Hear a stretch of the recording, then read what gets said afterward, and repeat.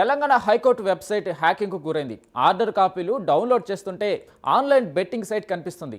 Order కాపీలు download చేస్తుండగా అంతరాయం కలిగింది. హైకోర్టు వెబ్సైట్లో బెట్టింగ్ సైట్ ప్రత్యక్షం కావడంతో హైకోర్టు రిజిస్ట్రార్ పోలీసులకు ఫిర్యాదు చేశారు.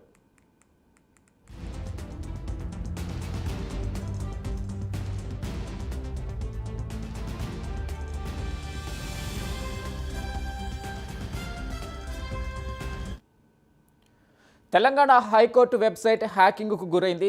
ఆర్డర్ కాపీలు డౌన్లోడ్ చేస్తుంటే ఆన్లైన్ బెట్టింగ్ సైట్ కనిపిస్తుంది. ఆర్డర్ కాపీలు డౌన్లోడ్ చేస్తుండగా అంతరాయం కలిగింది.